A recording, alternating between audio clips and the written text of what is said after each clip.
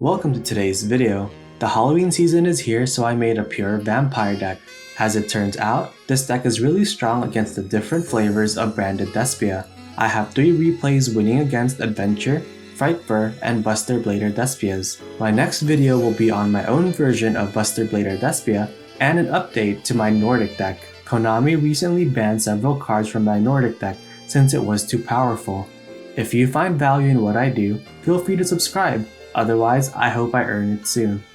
Also, I know many people really hate Despia right now. If you're one of these people, let me know if it's just boring to keep playing against the same deck over and over, or if you find it difficult to beat. From my experience with playing Despia, I can predict the lines that people are going into and counter it. Usually, it's a free win. So yeah, let me know. The secret spice of this deck is Dimensional Barrier. It prevents the summoning and the effects of any of the specified monster types except for Link monsters. Aside from Despia, it counters many popular decks like Sword Soul, Numeron, and Drytron. If you find yourself playing against trap decks more, I suggest replacing Barrier with the newly semi-limited Red Reboot. On the other hand, if you see more Link decks like Evil Twins or Code Talkers, try Warning Point. Any monster summoned this turn cannot attack and its effects are negated. It also cannot be used as material for any extra deck monster. I do run the Banshee and Zombie World combo, but without the Balladrock set. It just wasn't fun, and I wanted to run as many vampire cards as possible. 2 Unizombies. Being able to send cards from your deck and hand to the grave is so powerful when our vampire cards have grave effects. Vampire Ghost kind of does the same thing with the hand and deck discard.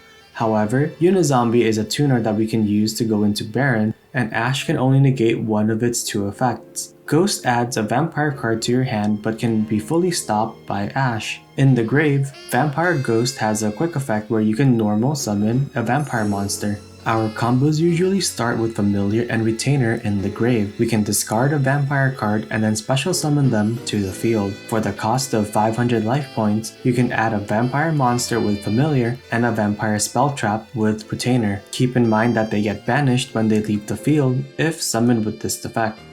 If Sorcerer is sent to the grave due to an opponent's card, we can then add a vampire card to our hand from the deck. I usually try to send this card directly to the grave from the deck to use its other effect. We can then banish it and then normal summon a vampire monster without tributes.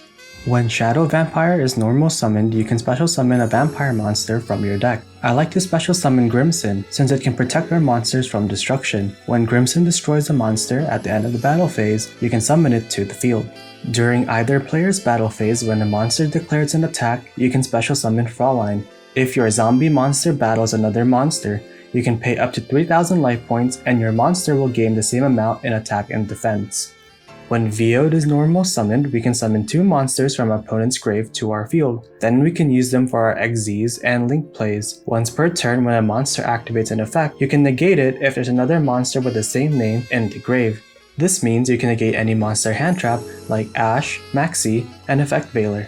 1 for 1 lets us discard 1 monster card from our hand to special summon Familiar from our deck. This triggers the add card effect. Desire has 2 effects, but you can only use 1 per turn. You can target one of your monsters on the field and send a vampire monster from the deck to the grave. That monster on the field will then copy that vampire monster's level. This level modulation helps us synchro into Baron with Unizombie. The second effect is to send 1 monster from your field to the grave to special summon a vampire monster from the grave. Keep in mind if you try to send Familiar or Retainer to the grave and it banishes itself, you will not be able to summon a vampire monster from the grave.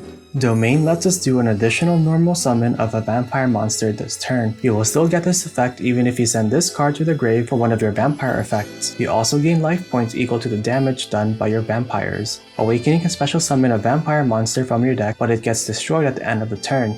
Domination lets you negate a spell, trap, or monster effect if you control a vampire monster.